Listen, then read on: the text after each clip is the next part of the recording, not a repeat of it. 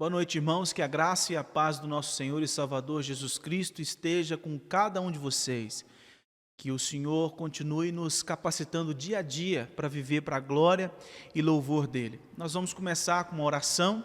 Você reúna sua família e louve ao Senhor, adore ao Senhor nesta oração, nos preparando para, em família, cultuar, então, o nome do nosso Deus. Deus eterno todo-poderoso, nós te damos graças por tudo aquilo que o Senhor tem feito em nossas vidas e por tudo aquilo que o Senhor há de fazer.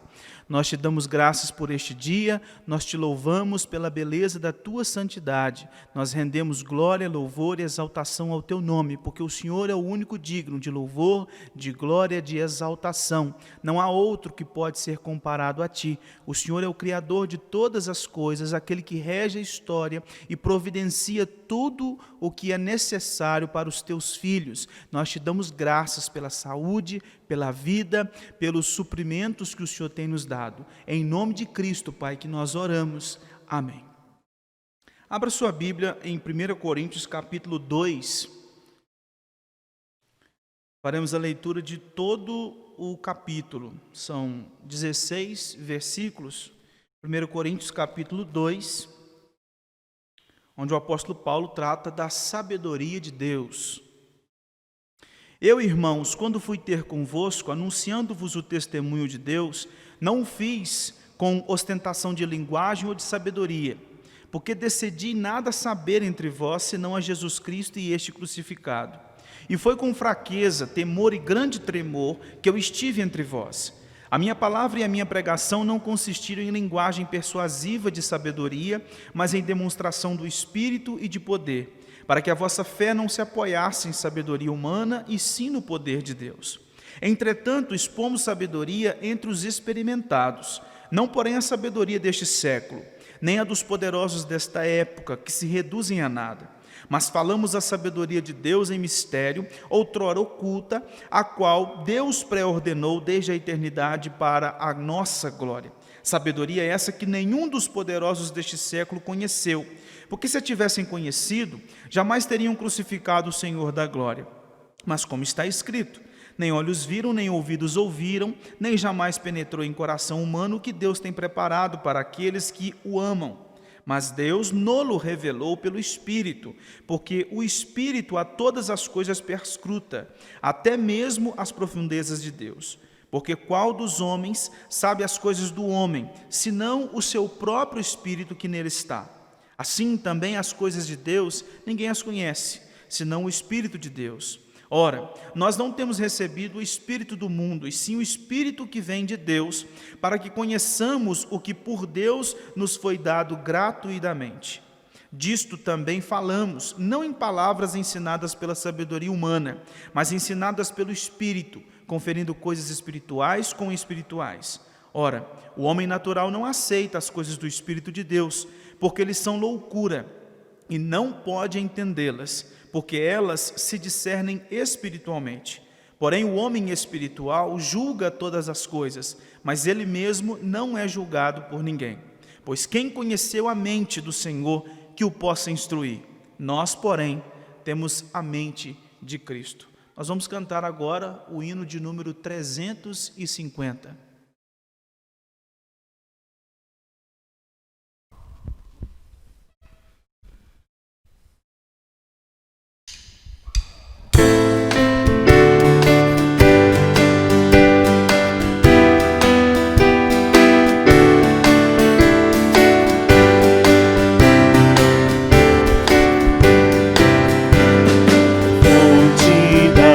Celeste vida,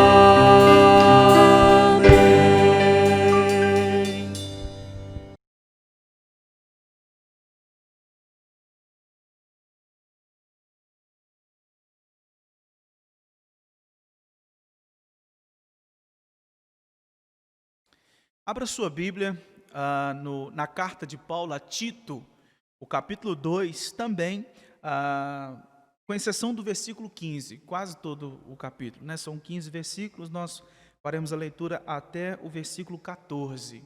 Tito, capítulo 2, de 1 a 14. Tu, porém, fala o que convém à sã doutrina. Quanto aos homens idosos, que sejam temperantes, respeitáveis, sensatos, sadios na fé, no amor e na constância. Quanto às mulheres idosas, semelhantemente, que sejam sérias em seu proceder, não caluniadoras, não escravizadas a muito vinho, sejam mestras do bem, a fim de instruírem as jovens recém-casadas a amarem ao marido e a seus filhos, a serem sensatas, honestas, boas donas de casa, bondosas, sujeitas ao marido, para que a palavra de Deus não seja difamada. Quanto aos moços, de igual modo, exorta-os, para que em todas as coisas sejam criteriosos. Torna-te pessoalmente padrão de boas obras. No ensino, mostra integridade, reverência, linguagem sadia e irrepreensível, para que o adversário seja envergonhado, não tendo indignidade nenhuma que dizer a nosso respeito. Quanto aos servos, que sejam em tudo obedientes ao seu Senhor, dando-lhe motivo de satisfação. Não sejam respondões, não furtem. Pelo contrário, deem prova de toda fidelidade, a fim de ornarem em todas as coisas a doutrina de Deus, nosso Salvador. Porquanto a graça de Deus se manifestou salvadora a todos os homens, educando-nos para que, renegadas a impiedade e as paixões mundanas, vivamos no presente século sensata, justa e piedosamente, aguardando a bendita esperança e a manifestação da glória do nosso grande Deus e Salvador Cristo Jesus, o qual a si mesmo se deu por nós, a fim de remir-nos de toda a iniquidade e purificar para si mesmo um povo exclusivamente seu, zeloso de boas obras. Vamos agora cantar o cântico Ó Profundidade.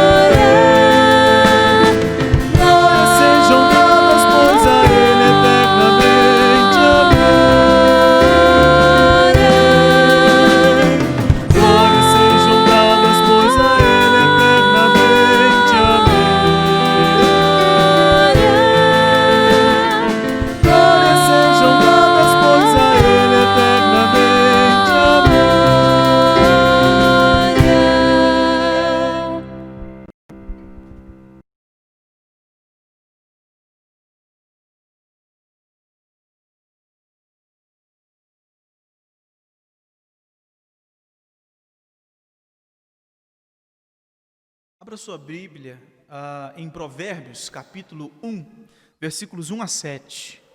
É nesse texto que nós faremos a exposição. Provérbios, capítulo 1, versículos de 1 a 7. Farei mais uma oração pedindo ao Senhor que dê condições a mim de expor esse texto e a você de ouvir essa exposição e ser edificado pelo Espírito Santo de Deus. Pai eterno, tenha misericórdia de nós, Pai.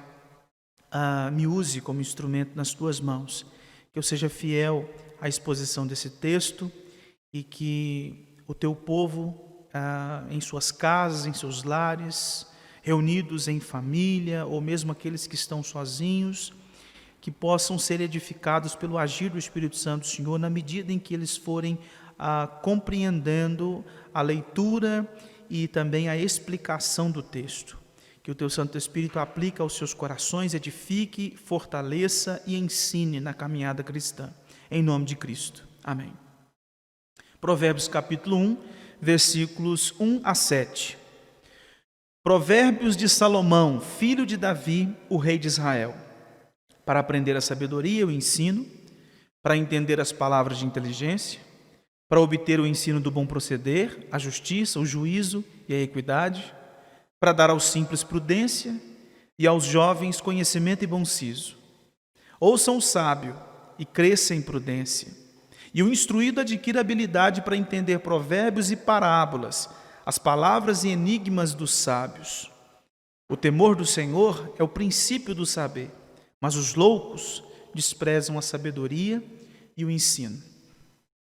Irmãos, a sociedade ela possui conceitos, valores e princípios que vêm de ideologias políticas, ideologias sociais, psicológicas, filosóficas e etc. E essas questões, elas são, quando nós chamamos, cada pessoa possui a sua cosmovisão, a sociedade, os departamentos sociais, eles possuem uma certa cosmovisão, ou seja, uma maneira de enxergar esse mundo, de se relacionar com a vida, de viver neste mundo, de tomar decisões, de enxergar como que cada instituição que faz parte do mundo aqui, ela funciona e ela deve ser vivida, deve ser como devem ser os relacionamentos e etc. E a cosmovisão secular, é bem verdade que cada pessoa possui a sua, porém há grupos de afinidade em relação à cosmovisão. Ela é muitas das vezes apresentada através da mídia, das mídias sociais, dos programas de TV, dos artigos de revista, das entrevistas de alguns especialistas em áreas diversas, nas universidades, através dos professores com seus pensamentos e ideologias, as escolas e até mesmo no bate-papo numa fila da lotérica. A gente, quando bate papo com as pessoas, cada um tem a sua maneira de enxergar a respeito dos mais diversos assuntos desta vida. E essa cosmovisão secular é aquilo que rege as pessoas nos mais diversos assuntos. Os homens são influenciados, os homens naturais, eles possuem um entendimento através dessa cosmovisão, por meio dessas ideologias sociais, políticas, filosóficas e políticas, eles entendem o que é casamento na perspectiva deles, o como liderar uma família, como uma mulher deve ser ou não submissa ao seu marido, como que os pais devem educar os seus filhos e criá-los, onde que eu devo trabalhar, como que eu devo trabalhar, como que eu devo gastar o meu dinheiro, como que é se divertir, como é que é esse negócio de namoro, em quem que eu devo votar, como se relacionar com as lideranças civis, como deve ser o sexo, fora do casamento, dentro do casamento, enfim. Ter quantos filhos, como se relacionar com o chefe, como obedecer ou não às normas da sociedade, como se portar na faculdade, como realizar os trabalhos, exercícios e provas da escola, como se portar com os vizinhos, como se relacionar com os pais e tantos outros assuntos. E como cristãos, infelizmente, muitos de nós são às vezes influenciados pela cosmovisão, pela visão de mundo, pela maneira como essas pessoas pensam e vivem nas mais diversas áreas citadas aqui ou não, outras que ficaram para trás. Não é difícil, por exemplo, da gente encontrar casais cristãos falando mal de casamento. Não é difícil encontrar pais cristãos influenciando jovens casais a não terem filhos, ou se tiver, no máximo um, porque esse negócio não é muito bom não. Dá muito trabalho, enfim, é pesaroso, então é melhor que você não tenha, ou se tiver, meu querido, só um, é uma experiência só, acabou. E não só isso, como falam mal de criação de filhos, de educação de filhos e tantas outras coisas. Não é difícil você encontrar cristãos insubmissos às autoridades civis e eclesiásticas. Não é difícil encontrar cristãos que trabalham apenas por causa do pagamento do fim do mês.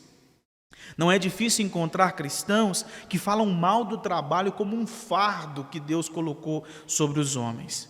Não é difícil encontrar esposas cristãs insubmissas aos seus maridos. Também não é difícil encontrar maridos ditadores. Não é difícil encontrar estudantes cristãos colando na prova, pagando pessoas para fazer seus trabalhos e estudando apenas para passar de ano, até porque, na linguagem dos estudantes, 6 é 10, dependendo da média de cada uma das instituições.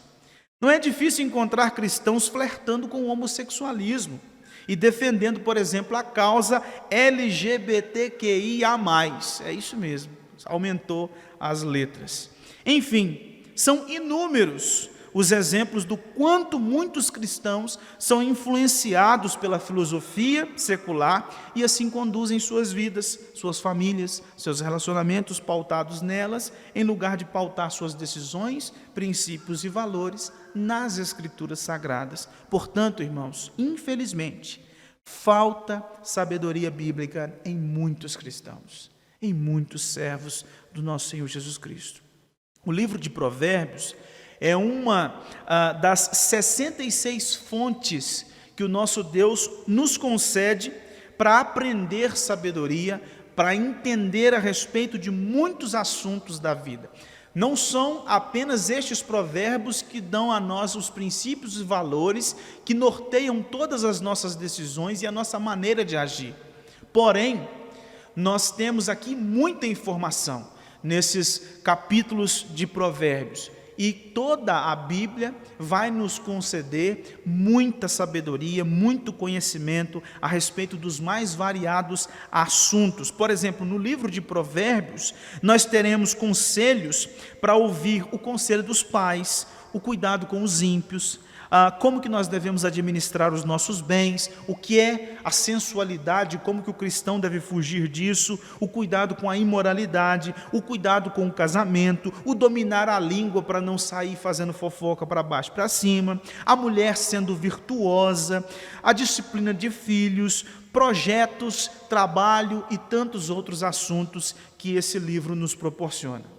Esse livro, ele possui vários autores, vários. 3 são mencionados, que é Salomão, Agur e Lemuel. Porém, os outros autores, vamos dizer assim, eles são chamados de sábios, não especifica o nome deles. Porém, é de comum acordo de vários comentaristas de que o autor principal do livro de Provérbios é Salomão. Ele é o principal sábio deste livro. O livro vai oferecer, então, uma chave para a vida. Mas vale ressaltar que a sabedoria do livro ela é centrada em Deus. Ela não é centrada em Salomão, ela não é centrada nos sábios, mas ela é centrada no próprio Deus. Porque esse livro ele vai apresentar, naquela ocasião, para o povo de Israel e para a igreja durante todo o século, uma educação, ou seja, um curso de educação na vida de sabedoria, mas fundamentado no temor do Senhor, que inclusive é o versículo 7, que nos chama a atenção a respeito disso. Sabedoria no entendimento hebraico é habilidade técnica, experiência, bom senso. No entanto, essa sabedoria ela é adquirida em Deus, Ele que é a fonte da sabedoria, ela é revelada em Cristo Jesus.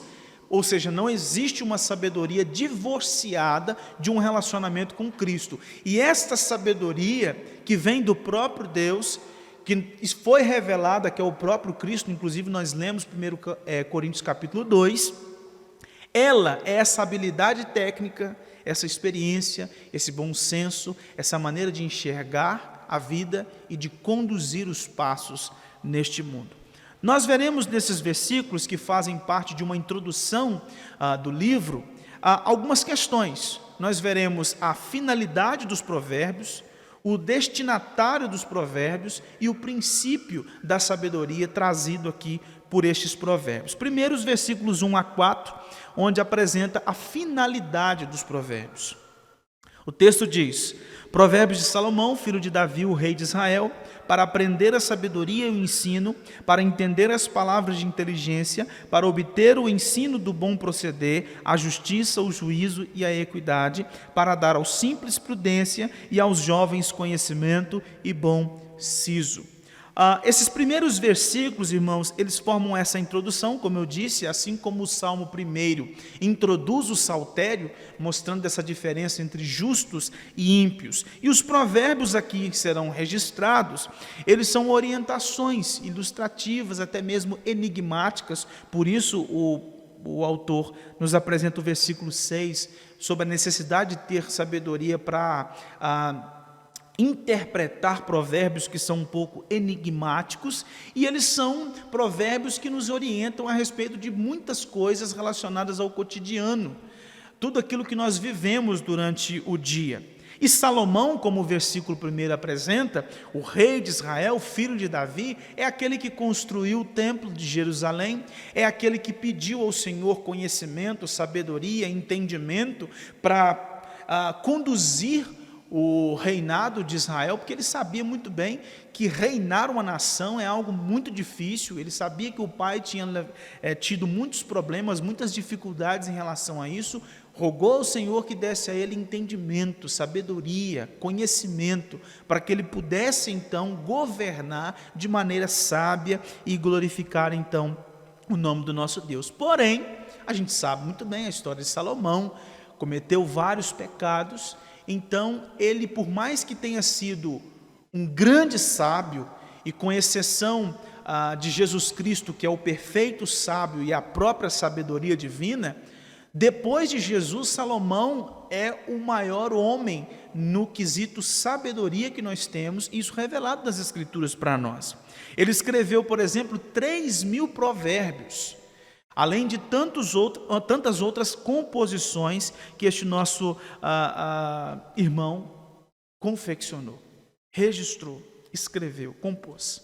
Através desses provérbios, em primeiro lugar, nós formamos noções corretas das coisas e dotamos a nossa mente com ideias claras e bem distintas a respeito de uma série de coisas dadas pela revelação divina, para que nós saibamos como proceder de forma prudente e dando assim instrução nas mais diversas situações da vida. Em segundo lugar, para que a gente pudesse distinguir entre o bem e o mal, entre aquilo que é bom, agradável ao Senhor, e aquilo que, por mais que o mundo apresente como coisa boa, mas aos olhos do Senhor e de acordo com o registro bíblico, aquilo é ruim, é uma falsidade, é uma idolatria, é um pecado. Então deve ser retirado de nós e nós devemos viver de uma forma completamente diferente. Por isso que essa sabedoria do livro vai dar a nós conhecimento para julgar as coisas, para distinguir as coisas, para definir muito bem como que nós viveremos diante das situações. Em terceiro lugar, esses provérbios nos ajudam a organizar e corrigir a nossa forma de viver. Por isso que ele disse que estes provérbios foram escritos para aprender sabedoria e ensino, para entender as palavras de inteligência, para obter do ensino do bom proceder a justiça, o juízo e a equidade, e para dar aos simples prudência e aos jovens conhecimento e bom siso, que é exatamente aonde nós vamos partir para o nosso segundo ponto, que são os destinatários destes provérbios. Para quem eles foram escritos? Para dar todo esse conhecimento para dar essa orientação na maneira de viver nos mais diversos assuntos da vida. Mas para quem foram escritos? Nós sabemos que foram escritos para a igreja, mas ele pontua alguns grupos aqui. O primeiro, do versículo 4, ele apresenta os simples, depois ele apresenta os jovens, e no versículo 5 ele apresenta o sábio. Pelo menos 3 grupos ele apresenta para nós. Primeiro, são os simples, e aqui a ideia de simples é ingênuo, aquela pessoa inexperiente, que é fácil de ser enganado, que é tolo, que não tem malícia, é uma pessoa que falta a ele condições de tomar decisões que sejam de acordo com a vontade do Senhor. Então, esses provérbios foram escritos para eles, para que eles pudessem ter prudência na tomada de decisões e na maneira de viver.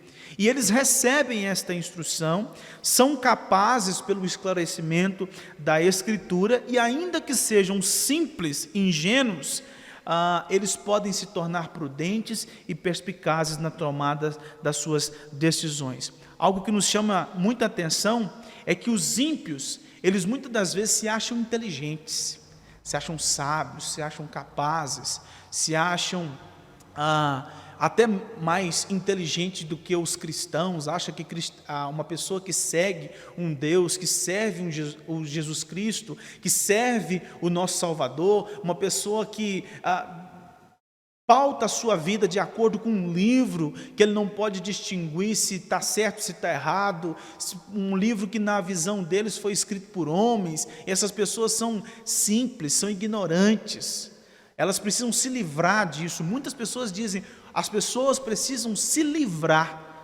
da religião, porque a religião cega elas, elas não sabem como viver verdadeiramente, quando na verdade é o contrário. Eles se acham sábios, mas eles são ignorantes. Paulo disse isso em 1 Coríntios capítulo 1, versículo 25, porque a loucura de Deus é mais sábia do que os homens, e a fraqueza de Deus é mais forte do que os homens. E como os cristãos que são ex-ímpios, ou seja, nós somos pessoas que fomos tiradas de uma vida de pecado, uma vida contrária à palavra de Deus, então é muito necessário que nós, que estávamos numa situação de não conhecer a verdade, de não conhecer a verdadeira forma de viver que é agradável ao Senhor, nós precisamos ter esse conhecimento. Nós precisamos ter um conhecimento que nos conduza a uma vida piedosa. Por isso, Paulo continua esse texto de 1 Coríntios capítulo 1, a partir do versículo 25, dizendo o seguinte: irmãos, reparai, pois, na vossa vocação, visto que não foram chamados muitos sábios, segundo a carne, nem muitos poderosos, nem muitos de nobre nascimento. Pelo contrário, Deus escolheu as coisas loucas do mundo para envergonhar os sábios, e escolheu as coisas fracas do mundo para envergonhar as fortes. E Deus escolheu as coisas humildes do mundo e as desprezadas e aquelas que não são, para reduzir a nada as que são, a fim de que ninguém se vanglorie na presença de Deus. Mas vós sois dele, em Cristo Jesus, o qual se nos tornou da parte de Deus sabedoria e justiça e santificação e redenção, para que, como está escrito, aquele que se gloria, glorie-se no Senhor. Portanto, nós uma vez nos achávamos sábios, nos achávamos capazes, nos achávamos mais inteligentes, porém precisamos de sabedoria, porque o texto diz, não foram chamados muitos sábios. Deus escolheu as coisas loucas do mundo, Deus escolheu as coisas humildes do mundo para envergonhar os sábios, para mostrar que aquele que se gloria deve se gloriar nele. Em segundo lugar, além do simples, dessas pessoas inexperientes, desses que precisam de entendimento porque são ignorantes, tolos e são pessoas de fácil engano, elas facilmente são enganadas, o texto também diz a respeito dos jovens. Em segundo lugar, os provérbios são destinados aos jovens para dar conhecimento e discernimento. Nas palavras de Matthew Henry, a mocidade é a idade do aprendizado. Ela capta as instruções, recebe impressões e retém aquilo que recebe. É, portanto, muito importante que a mente seja bem preparada, e não poderia receber uma essência melhor do que a dos Provérbios de Salomão. A mocidade é impetuosa, precipitada e imprudente. Por isso é muito importante que o jovem busque conhecimento, e nada melhor do que conhecimento que procede de Deus. Porque os jovens, muitas das vezes, eles são sonhadores. Os jovens são influenciados muitas das vezes pelas suas amizades, por aqueles que os cercam.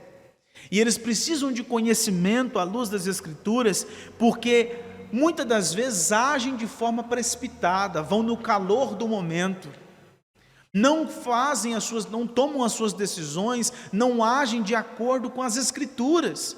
Às vezes são tão influenciados, como nós dissemos anteriormente, pelo pensamento secular, pela maneira como as pessoas que os cercam enxergam as coisas, que quando pensam que não, já estão mergulhados numa maneira de enxergar a vida à luz, não da cosmovisão bíblica, mas à luz do entendimento secular. E aí tomam decisões, enfiam os pés pelas mãos, criam dificuldades por causa da sua impetuosidade, por causa da sua precipitação, por causa da sua imprudência, por não ter conhecimento à luz das Escrituras. Às vezes possuíram uma boa formação, às vezes foram bons instruídos, com famílias cristãs, homens e mulheres que se dedicaram, os seus pais, para criá-los, para orientá-los, durante toda a sua jornada, mas precisam de conhecimento bíblico, precisam de uma sabedoria bíblica, precisa de uma sabedoria que vem do próprio Deus, para que a tomada de decisões seja para a glória de Deus, e que as suas decisões glorifiquem o nome de Deus e faça com que suas vidas sejam vidas mais tranquilas. Em terceiro lugar, como no versículo 5 apresenta, os provérbios são destinados aos sábios, para que eles continuem crescendo ainda mais no conhecimento que já possuem. Crescer na graça e no conhecimento de Deus é uma orientação que a Escritura nos apresenta.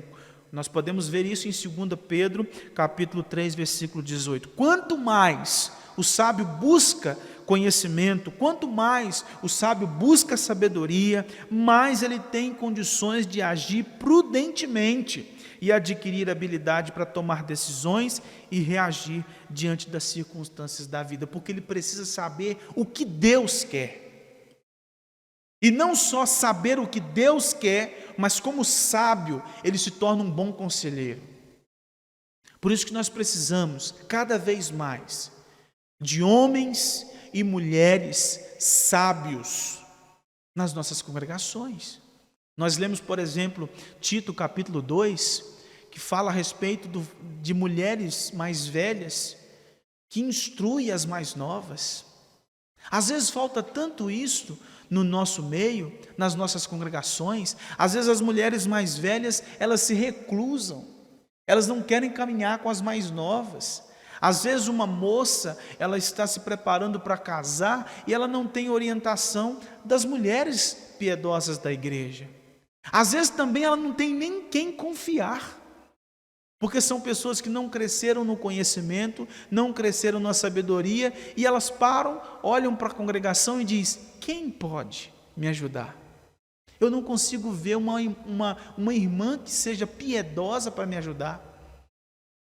E nós precisamos aprender com as Escrituras. Os homens precisam crescer em conhecimento, as mulheres precisam crescer em conhecimento, para que nós possamos, desta forma, ajudar os demais, para que estes que são maduros na fé, experientes, que cresceram no conhecimento de Deus, possam compartilhar, possam pastorear. É importantíssimo o pastoreio mútuo dentro das nossas igrejas. É imprescindível que a igreja, principalmente aqueles irmãos e irmãs mais velhos, maduros na fé, com conhecimento e sabedoria vindo do alto, possam instruir os demais, os jovens, os adolescentes, as crianças, para que assim a igreja se pastoreie, para que haja um pastoreio mútuo, aconselhamentos bíblicos, para que seja uma família, uma congregação, um povo unido, crescendo junto, para que dessa forma nós possamos aprender como viver nesta vida, tomando as decisões certas. Às vezes nós tomamos decisões equivocadas. É claro que, em primeiro lugar, é uma responsabilidade nossa, mas muitas das vezes nós tomamos decisões equivocadas porque aqueles que nos cercam viram que nós estávamos caminhando nessa direção, mas não nos ajudaram, não nos aconselharam. E nós, como brasileiros, nós temos muito essa ideia de que, não vou entrar nessa, não vou ajudar, vai que a pessoa não gosta.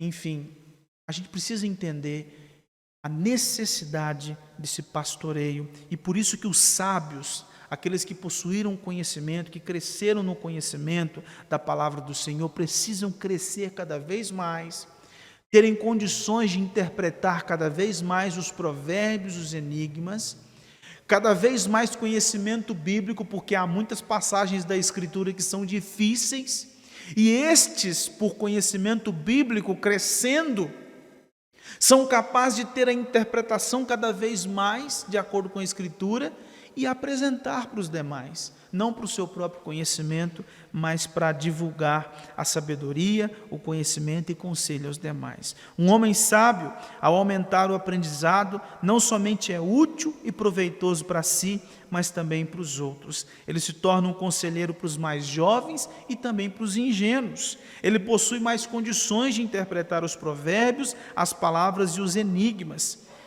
porque nós sabemos muito bem que há textos difíceis e esses podem nos ajudar, por causa do seu conhecimento, por causa do seu crescimento, por causa da sabedoria que eles possuem em Cristo. Por último, o versículo 7 apresenta para nós o princípio dessa sabedoria. Não somente o entendimento, o conhecimento, a sabedoria, a necessidade de tomar decisões que sejam corretas, de enxergar o mundo corretamente, mas essa sabedoria, ela tem um princípio, o princípio dela está no próprio Deus. O temor do Senhor é o princípio do saber, mas os loucos desprezam a sabedoria e o ensino. Temer a Deus, irmãos, não é ter medo de Deus. Temer a Deus é referenciá-lo, é reconhecer a sua grandeza, a sua majestade. Temer a Deus é se prostrar diante do Senhor. Temer a Deus é saber quem Ele é e quem eu sou. Temer a Deus é se prostrar diante daquele que criou os céus e terra e que é o dono da minha vida. Temer a Deus é adorá-lo constantemente, é reconhecer a sua grandeza sobre sua vida. Charles Bridge disse que o temor do Senhor é a reverência afetuosa que leva o Filho de Deus a sujeitar-se em humildade e cuidadosamente à lei de seu Pai. Sua ira é tão amarga e seu amor é tão doce que fazem surgir um desejo de lhe agradar, e por causa do perigo de ficar aquém dessa sujeição, em virtude de fraquezas e tentações, uma vigilância e temor santos, para que não peque contra ele. Bom, temer a Deus é reconhecer quem Ele é reconhecer quem nós somos e automaticamente fazer, viver, tomar decisões, agir de modo a agradá-lo, a glorificá-lo, a exaltá-lo, porque Ele requer uma vida de nós.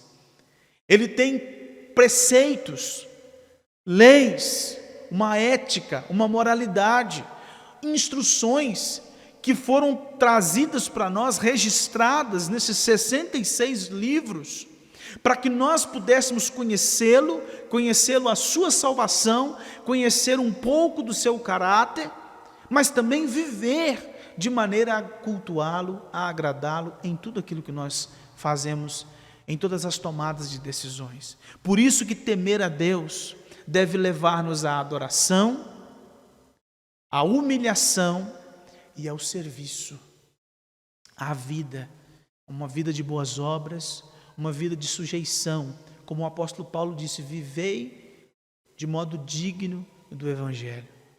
Dizendo aos Efésios, Paulo disse: ande de modo digno da vocação a que fostes chamados. Portanto, para nós termos uma vida sábia, para nós caminharmos sabiamente nesse mundo, para nós tomarmos conhecimento daquilo que Deus quer para nós, é preciso temê-lo em primeiro lugar, porque somente temendo a Ele, nós teremos condições de observar que a nossa vida é dele, Ele merece todo louvor, toda adoração, toda a glória, nós nos humilhamos diante dele, e Ele que nos deu esses provérbios, esses mandamentos, essas leis, são para que nós vivamos para a glória dele, fazendo aquilo que Ele requer de nós, porque é assim que nós vivemos sabiamente, tomando as decisões certas, enxergando esse mundo da forma como Cristo nos ensina a enxergá-lo, à luz da Escritura.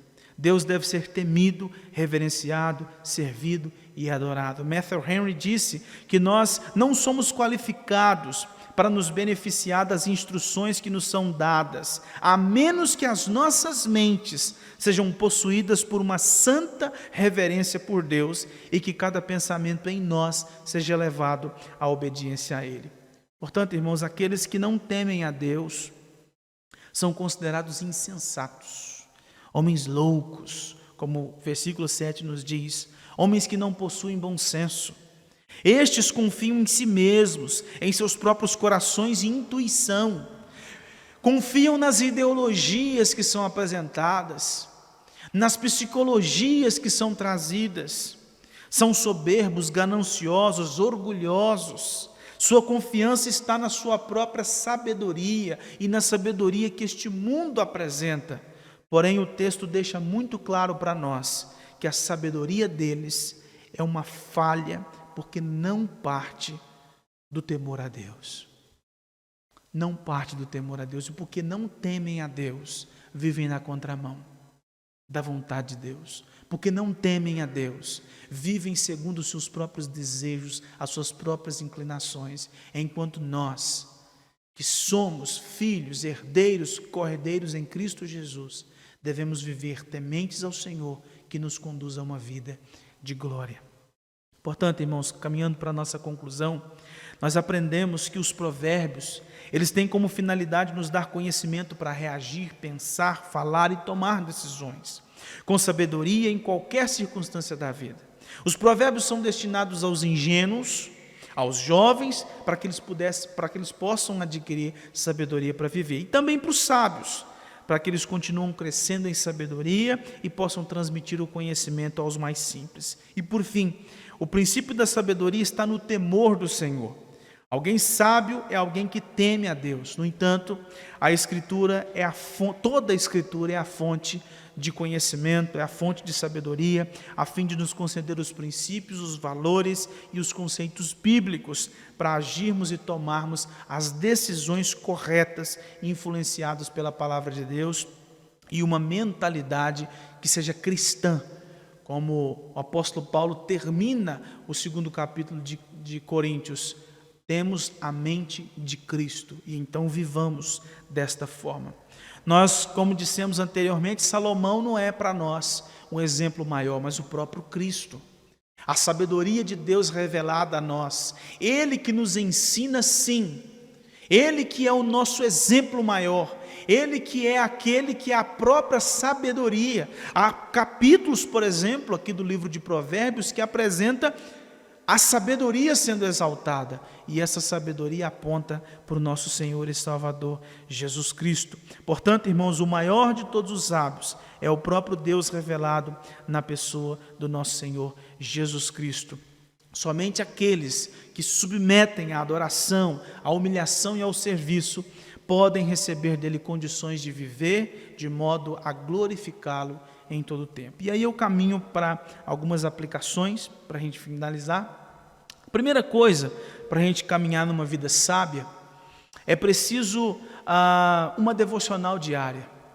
É preciso crescermos no conhecimento do Senhor. É preciso termos relacionamento com Deus através de uma vida de oração e estudo da palavra.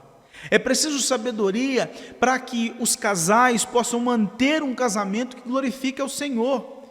Então, nas Escrituras nós saberemos qual é o meu papel como esposo, qual é o meu papel como esposa, como devo tratar o meu cônjuge, cônjuge, como devo auxiliar o meu cônjuge, como devo me sujeitar, como devemos tomar as decisões. É preciso sabedoria para que os pais eduquem os seus filhos no temor do Senhor. Os pais devem crescer no conhecimento do Senhor e investir cada vez mais na vida de oração e no estudo da palavra e contar com a graça de Deus para instruir os seus filhos para que possam ser piedosos. E então eles verão que nas Escrituras terão o entendimento de quanto tempo eles devem investir de ensino bíblico, quais os exemplos que eles devem dar, quais as orientações a respeito de namoro quando os filhos estiverem nessa época, como que deve ser disciplinado o filho, como o filho deve ser castigado, como será a relação com o filho, com os aparelhos eletrônicos, com a televisão. Enfim, isso é necessário com sabedoria. Os jovens, eles precisam de sabedoria para as decisões da vida. Que emprego? Com quem eu devo me casar? Vou namorar ou ficar solteiro? Por que eu devo namorar? Vou me dedicar ao celibato? O que vou estudar? Que ambientes frequentarei? Quantos filhos terei? Como devo me portar nas redes sociais? Quem serão os meus amigos? E tantas outras questões que vai ser norteada pelas Escrituras. Os ingênuos precisam de sabedoria para reagir diante das circunstâncias. Posso frequentar esta igreja? A Bíblia condena a arte secular? Devo fazer essa adoração? Como devo me expressar? Como devo absorver o conhecimento científico? Como devo me portar na universidade? Como devo agir no meio das pessoas? Os líderes da igreja precisam de sabedoria para conduzir o rebanho de Cristo e tomar as decisões corretas. Será que essa decisão vai glorificar a Deus? Como que eu devo tratar um membro impenitente? Como pastorear os membros da igreja? Quem designar para as áreas de atuação? Como organizar a agenda semanal da igreja? Qual será a metodologia de trabalho dos diversos departamentos? Tudo é uma questão de sabedoria bíblica. Nós precisamos, irmãos, de sabedoria para saber ouvir e falar. Sabedoria nos relacionamentos, no trato uns com os outros. Precisamos de sabedoria para agir, por exemplo, em meio a essa pandemia. Há muitos cristãos falhando em agir no meio dessa pandemia, ou sendo influenciados demais por uma cosmovisão secular. Porém, como que deve ser a nossa postura de acordo com as Escrituras? Como que nós devemos reagir diante dos posicionamentos das nossas lideranças civis? Como que nós devemos filtrar as informações? Como discursar sobre este assunto? Como enxergar o agir de Deus? Enfim, são tantas perguntas que somente com uma sabedoria bíblica será possível respondê-las, para que nós tenhamos uma visão correta e uma orientação correta para viver. Portanto, irmãos, agir de modo sábio, segundo as Escrituras, glorifica a Deus. Que este seja o meu desejo e o seu desejo, de glorificar a Deus na tomada de decisões, crescendo em sabedoria para a glória do nosso Deus, para que nós tenhamos uma visão deste mundo conforme as Escrituras e que nós vivamos neste mundo conforme as Escrituras. Que Deus nos abençoe. Vamos orar. Pai eterno, obrigado pela Tua palavra, obrigado pelo Teu cuidado, obrigado pela exposição. Peço que o Senhor tenha misericórdia do Teu povo, dando assim, ó Pai, sabedoria, para que possam então entender como agir em suas famílias. Que o Senhor tenha misericórdia deles, para a tomada de decisões e na maneira de enxergar este mundo, para que nós não sejamos tão influenciados por uma cosmovisão secular, mas que nós sejamos influenciados e orientados pela cosmovisão bíblica em como tomar decisões e agir nas mais diversas situações. Nós sabemos que o pecado que habita em nós, muitas das vezes nos faz tomar decisões e posturas equivocadas, pecaminosas. Sabemos que muitas das vezes nós enxergamos as coisas com um olhar muito ímpio, natural, sem temor ao Senhor. Pedimos que o Senhor nos ajude a não termos esse pensamento ímpio. Por mais que sejamos salvos em Cristo Jesus, muitas das vezes nós estamos enxergando as coisas como o ímpio enxerga. Mas que o Senhor tenha misericórdia de nós, para que nós tenhamos uma visão correta das coisas e vivamos para a glória do Senhor. Em nome de Cristo Jesus, Pai. Amém.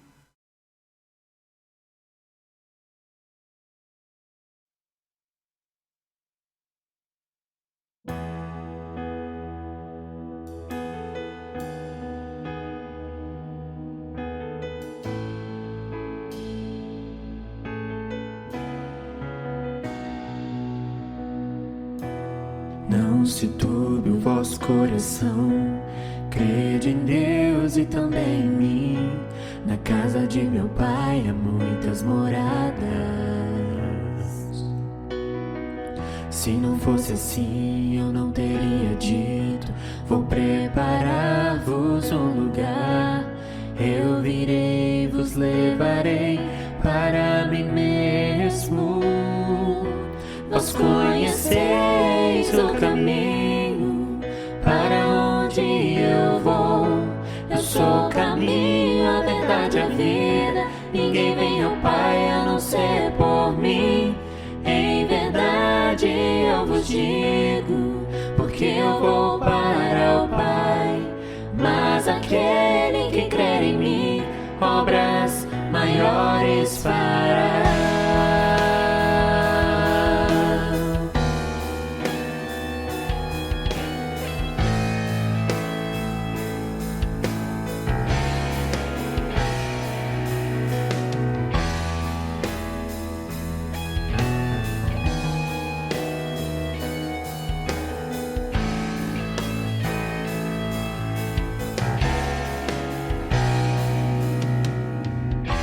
Se me amares verdadeiramente, guardareis os meus mandamentos.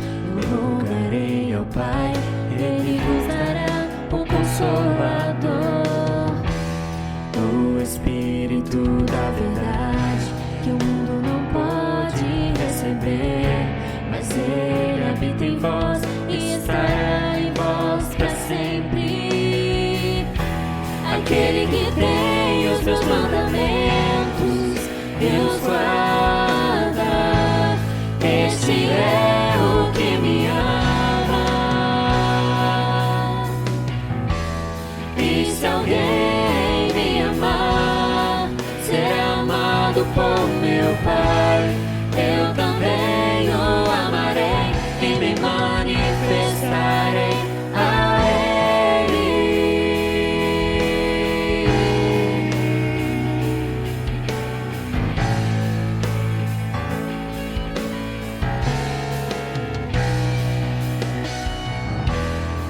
Quero te amar mais, Senhor.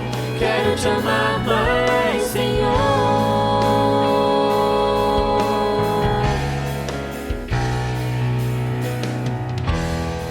Quero te amar mais, Senhor. Quero te amar mais, Senhor.